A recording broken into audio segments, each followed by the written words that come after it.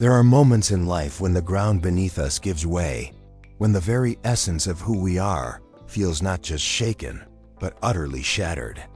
Perhaps you've felt it, that profound, aching sense of being left behind, a ghost in a world that has moved on, while you remain trapped in the echo of a battle fought and lost. It's a feeling that transcends physical wounds, settling deep into the spirit, eroding the very foundation of your self-worth. You look around, and what was once familiar now feels foreign, unforgiving, as if the landscape itself has turned against you, mirroring the storms raging within your own heart.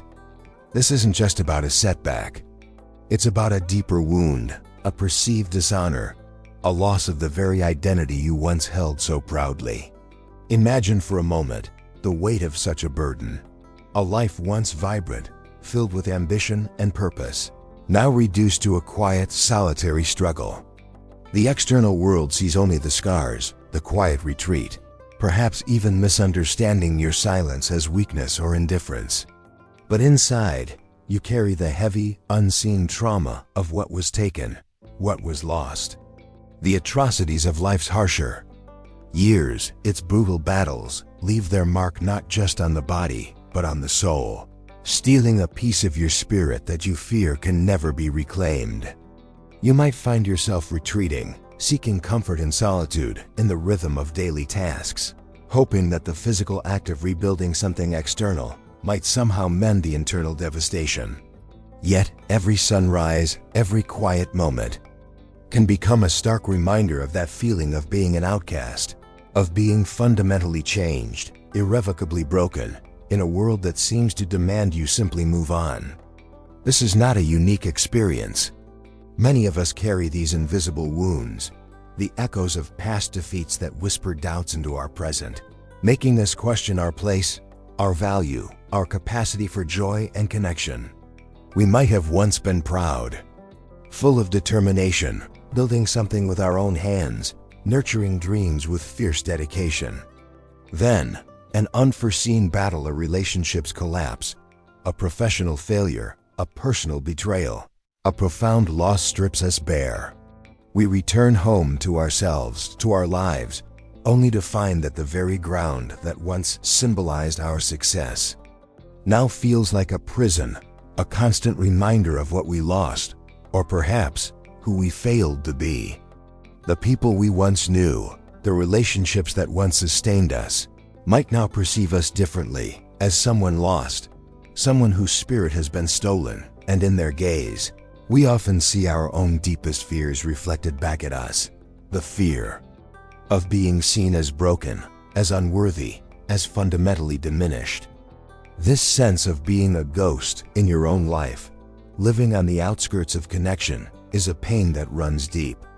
You might pour your energy into routines, into the tangible acts of survival, battling the elements, whether they are literal storms or the emotional turbulence within. You might find a fleeting comfort in these rhythms, in the quiet predictability, but beneath the surface, the wound festers. The longing for connection, for understanding, for a path back to a sense of wholeness remains, even as you build formidable walls around your heart, convinced that to open up is to invite further failure, further abandonment. The fear of being seen as a burden, as someone who will inevitably disappoint, becomes a powerful barrier, keeping you isolated even when your soul cries out for solace. Yet, even in the deepest recesses of isolation, when all hope seems to have faded, and the idea of redemption feels like a distant, impossible dream, life has a peculiar way of presenting opportunities for healing. Sometimes it arrives in the most unexpected forms, through the quiet strength of another, a resilience that mirrors your own hidden courage. It is in these unforeseen encounters, when two souls, each bearing their own profound scars, find themselves in shared space, that the possibility of reclaiming what was lost begins to emerge. Not through grand gestures or external recognition, but through the gentle, persistent breaking down of the walls that have long protected a wounded heart, allowing a new kind of connection to bloom. This journey is about finding redemption, not in the accolades of others, nor in the eradication of our past, but in the quiet, courageous act of reclaiming our own sense of self. It is about understanding that true honor is not found in avoiding pain or in external validation, but in the strength to rebuild, to love again, and to find peace within oneself, even after everything has seemingly been taken. It's a path that reveals how profound healing can arise from the most humble of beginnings, showing us that even the most shattered spirit can be restored, not just to its former glory, but to a deeper, more resilient state of being. The profound impact of life's challenging chapters often leaves us grappling with more than just the immediate aftermath. It's the subtle, yet pervasive, internal architecture that truly determines how deeply and how long these experiences resonate within us.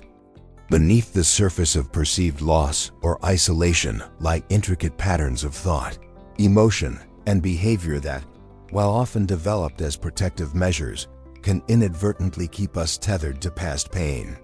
It's a journey inward, a careful examination of the blueprints our souls have drawn, often unconsciously, to navigate a world that once felt overwhelmingly threatening. This internal landscape, sculpted by prior hurts, becomes the very lens through which we interpret every new interaction, every potential connection, shaping our capacity for intimacy and joy long after the initial storm has passed. Consider the quiet yet powerful narratives we construct about ourselves in the wake of profound disappointment or loss. Perhaps a conviction forms, "I am fundamentally unworthy of deep connection," or "Anyone I allow close will eventually disappoint or abandon me." These aren't merely fleeting thoughts. They become foundational beliefs, deeply embedded within our emotional operating system. They color every interaction, every potential opening for genuine closeness. This internal programming can manifest as a deep-seated apprehension toward commitment, an almost instinctual recoiling from vulnerability, or an overwhelming urge to control outcomes in relationships, all stemming from a profound fear of repeating past heartaches.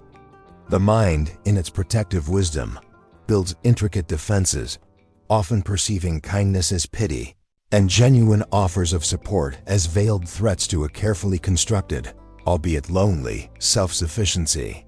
Furthermore, the very blueprints for how we relate to others are often etched into our psyches long before we consciously recognize them.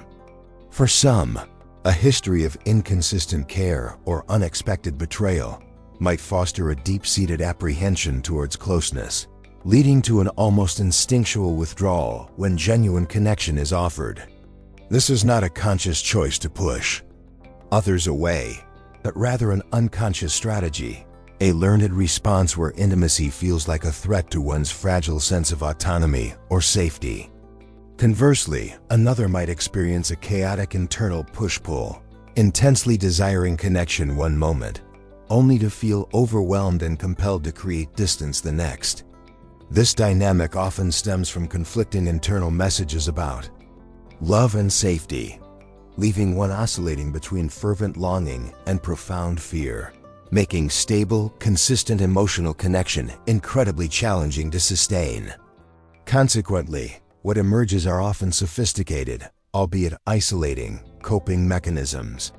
The very act of retreating, of building a fortress around the self, initially serves as a shield against further hurt.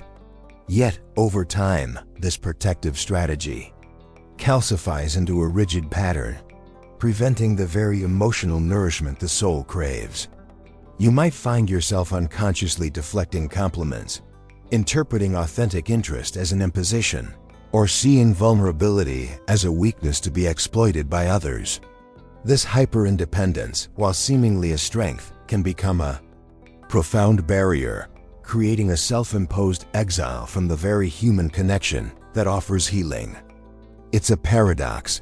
The more we strive to protect ourselves from potential pain, the more we inadvertently deny ourselves the profound joy and growth that only genuine connection can bring. Another crucial layer in this internal dynamic is the relentless voice of the inner critic, often fueled by profound feelings of inadequacy or shame. This voice whispers insidious narratives. You don't deserve good things. You're a burden to others. You'll only mess this up too, just like everything else. This internal monologue can be far more damaging than any external judgment, perpetually reinforcing the perceived brokenness or unworthiness, making it incredibly difficult to step out of the shadows and embrace a different reality. It erodes self-trust, making it nearly impossible to believe in one's own capacity for love or success, even when external circumstances begin to shift in a positive direction. This internal narrative becomes a self-fulfilling prophecy, trapping us in a cycle of self-doubt and isolation, regardless of the opportunities for connection that may arise. Building on this, however, these patterns are not static. They are cyclical. The more we withdraw, the more our fears of rejection are seemingly confirmed, even if through misinterpretation of others' actions or intentions. The protective walls, once erected, become increasingly difficult to dismantle, not because they are impenetrable from the outside, but because the internal fear of exposure has grown so immense. This creates a feedback loop. The perceived threat leads to withdrawal, which then reinforces the belief that connection is unsafe or unobtainable. It's a deeply ingrained dance of self-preservation that, ironically, prevents the very healing and growth it attempts to secure. Understanding these intricate inner patterns is not about assigning blame, but about illumination. It's about recognizing the hidden architects of our emotional landscape, the unconscious forces that shape our responses to life and love. Only by shining a gentle light on these internal workings can we begin to chart a new course, one that moves beyond mere survival to genuine flourishing. However, our understanding deepens when we extend this lens of introspection beyond ourselves, pivoting our gaze outward to consider the intricate internal world of the very people with whom we seek connection. It's a profound act of empathy, recognizing that just as we navigate our own labyrinth of past hurts and protective instincts, others too are traversing their own complex landscapes. Their responses, which may at times feel like a personal slight or an inexplicable withdrawal, are often deeply rooted in their unique histories, their own unmet needs, or the silent battles they are waging within. This isn't about excusing behavior that causes pain, but rather about cultivating a more nuanced comprehension, moving beyond immediate emotional reactions to a space of broader awareness. Consider, for instance, that the very person who seems emotionally distant might have learned that vulnerability is dangerous, a lesson etched into their being from early experiences where openness was met with betrayal or dismissal. What appears as a lack of engagement might, from their perspective, be a deeply ingrained survival mechanism, a cautious retreat designed to protect a fragile core they perceive as perpetually under threat. They might genuinely desire closeness, yet simultaneously possess an overwhelming, almost instinctual fear of engulfment or loss of self, leading them to create space when connection intensifies. This push-pull dynamic isn't necessarily a reflection of your worth, but rather a manifestation of their own internal conflict, an ongoing negotiation between their longing for intimacy and their deep-seated need for autonomy or safety. Moreover, their actions, which may feel like rejection, could be an unconscious projection of their own internal struggles. Someone burdened by a profound sense of inadequacy might, for example, attribute their own perceived flaws onto others, then react to those projected imperfections as if they were real. They might inadvertently create distance or conflict as a way to manage their own discomfort with intimacy, fearing that if truly seen, they would be found wanting. This is not a conscious manipulation, but rather an automatic defense, a pattern developed over years to shield them from their deepest insecurities. Consequently, their perceived coldness or sudden unavailability often speaks more volumes about their own internal landscape than it does about your inherent value or the quality of your connection. Conversely, what might appear as aloofness or a lack of emotional expression could stem from a simple yet profound inability to articulate their feelings. Not everyone is equipped with the vocabulary or the emotional literacy to navigate complex inner states, especially if they grew up in environments where emotions were suppressed or deemed unsafe. They might be experiencing intense emotions, fear, sadness, even affection, but lack the tools to communicate them effectively, leading to a frustrating silence or a tendency to withdraw when overwhelmed. Imagine the internal pressure of feeling deeply but being unable to bridge the gap between inner experience and outward expression. Their silence then becomes less about indifference and more about an internal struggle for articulation, a quiet plea for understanding without words. Furthermore, another dimension to consider is the weight of their own unseen burdens, the responsibilities or stressors they carry that remain invisible to the outside world. An individual might be facing immense personal challenges, a quiet struggle with health, financial strain, family obligations, or internal pressures that consume their emotional energy, leaving little capacity for external engagement. While this doesn't diminish your needs, it offers a vital context for their seeming unavailability. Their mind might be preoccupied, their emotional reserves depleted, not due to a lack of care for you, but due to the sheer volume of their own internal load. Recognizing this can shift our perspective from feeling personally neglected to understanding their current limitations with compassion. Ultimately, this deeper understanding invites us to release the burden of making everything about us.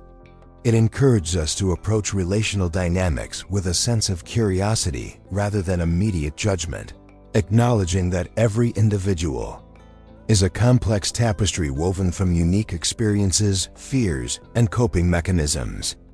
This isn't to absolve anyone of accountability for their impact on others, but rather to cultivate a more expansive and compassionate view of human behavior.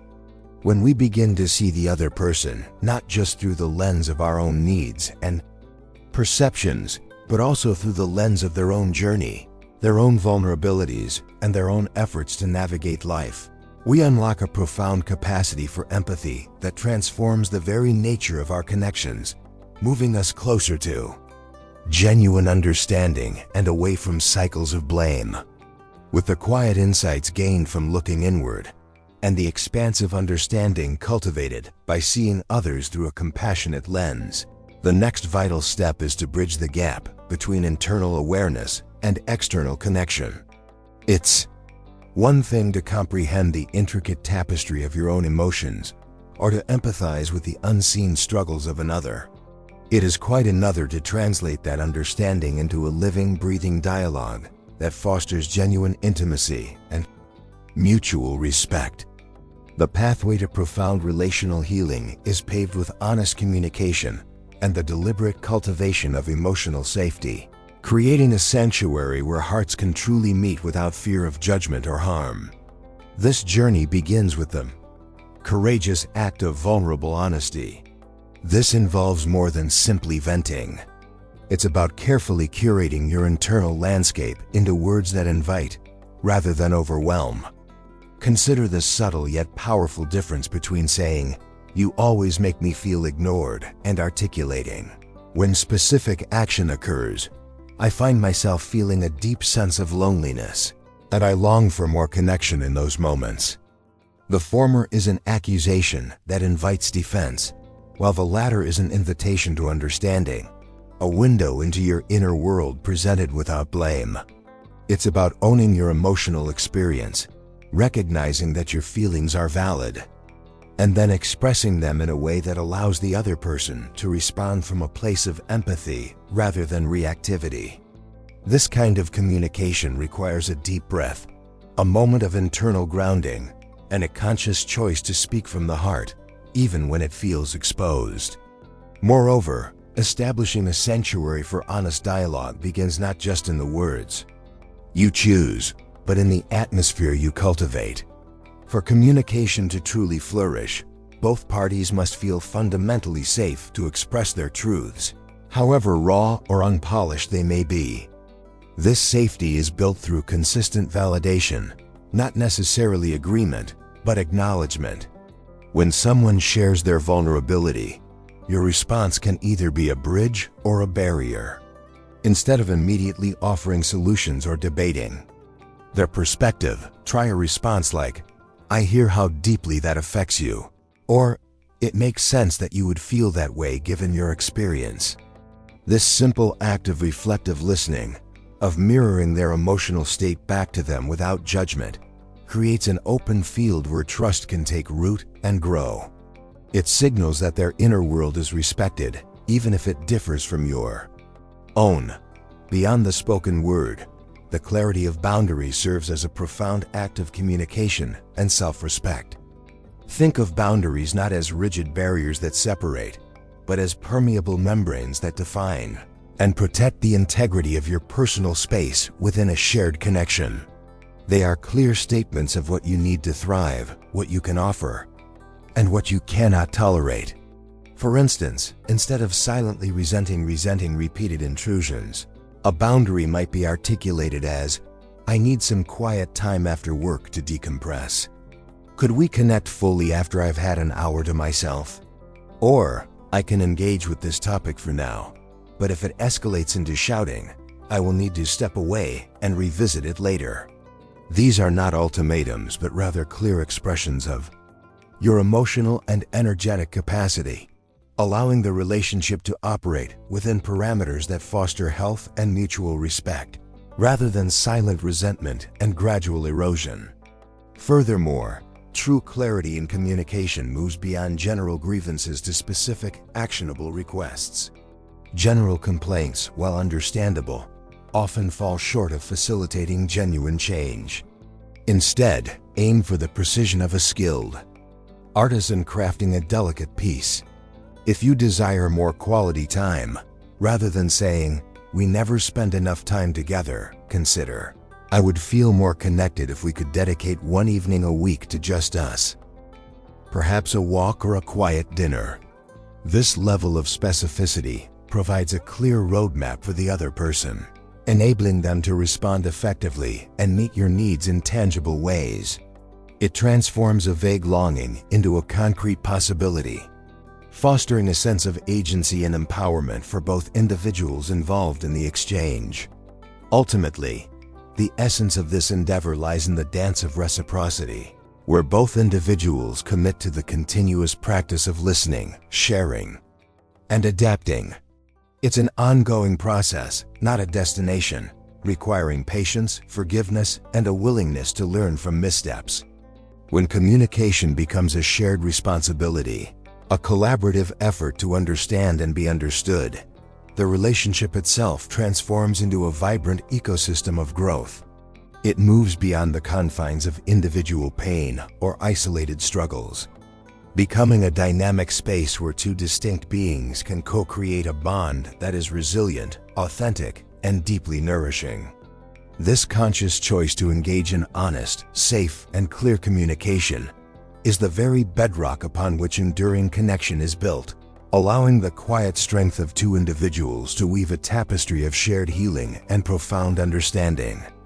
Reflecting on this intricate journey we've undertaken, from the initial sting of feeling profoundly diminished to the courageous steps of acknowledging our deepest fears and the silent narratives that have shaped our lives, a powerful transformation begins to unfold.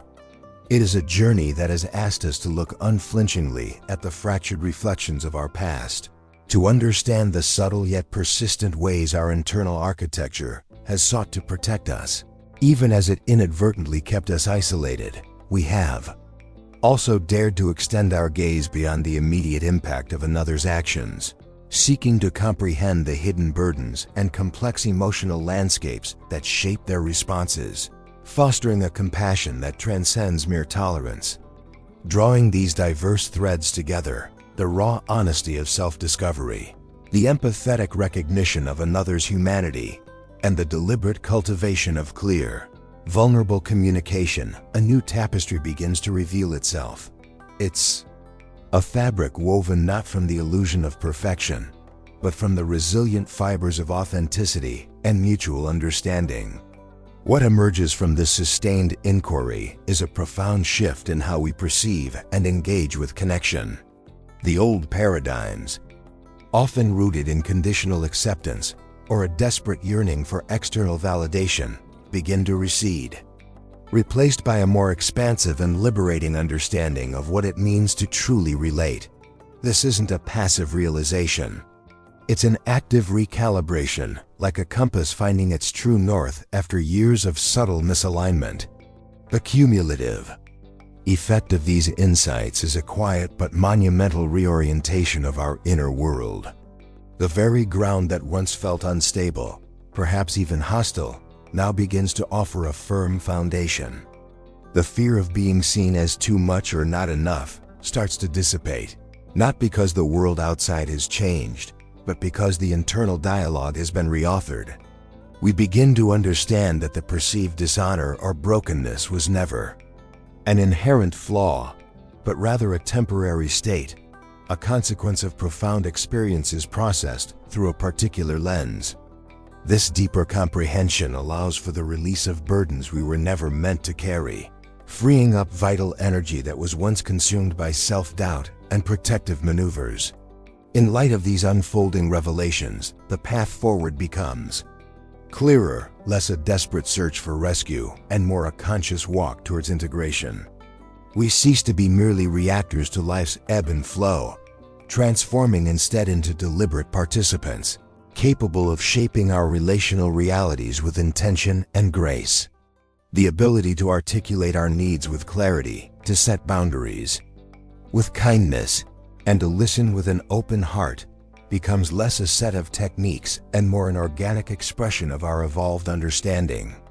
This isn't about achieving a flawless state of being, but rather about cultivating a robust inner resilience that can navigate the inevitable complexities of human interaction with increasing wisdom and equanimity.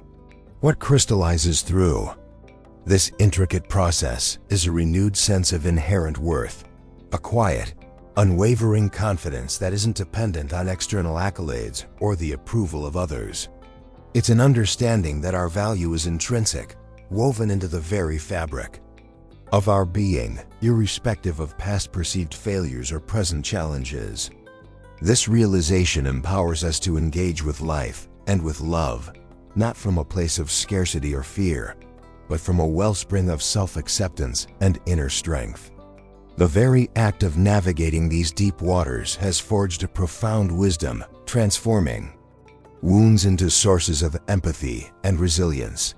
It is this profound internal shift that prepares us for the next, most crucial step in our journey, inviting us to fully embrace the enduring power of our own spirit. We have journeyed deeply into the intricate landscape of the heart, exploring the profound impact of life's shattering moments and the quiet, persistent ways we navigate their aftermath. We've acknowledged the pain of feeling lost, of perceived dishonor, and the isolating weight of unseen burdens. We have dared to look inward, recognizing the subtle, often unconscious patterns that shape our responses, the protective walls we build, and the self-limiting narratives we inadvertently adopt. And we have extended our empathy outward, understanding that others, too, carry their own complex histories and silent struggles, allowing us to approach connection with a more expansive and compassionate perspective. The cumulative wisdom from this exploration reveals a fundamental truth. The path to wholeness is not found in erasing the past, but in integrating it. The very battles that once stripped away a sense of honor, paradoxically, become the crucible in which true, internal honor is forged.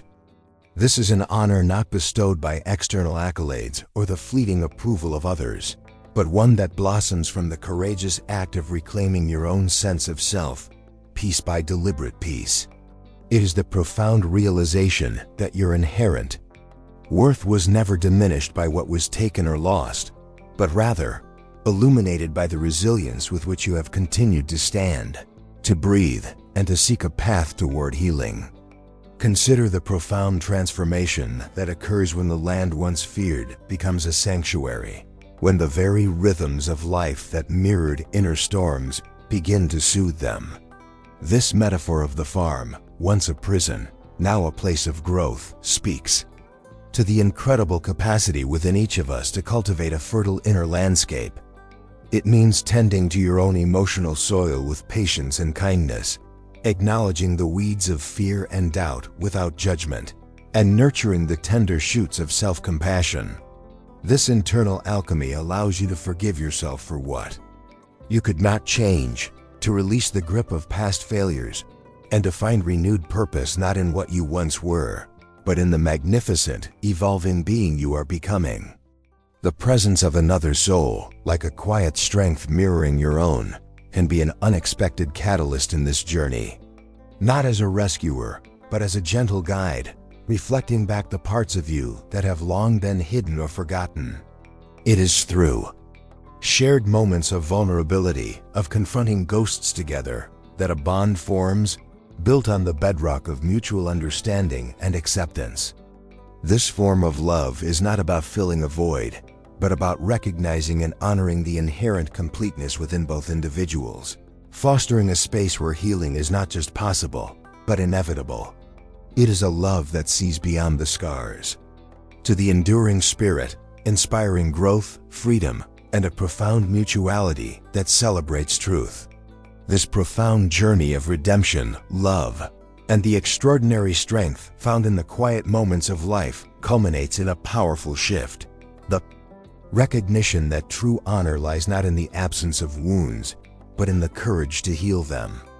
Not in the perfection of external circumstances, but in the unwavering commitment to inner peace. It is the bravery to rebuild, to love again, and to find solace within your own embrace. The shattered pieces are not merely reassembled. They are transformed into a stronger, more beautiful mosaic, imbued with the wisdom of experience and the profound grace of self-acceptance.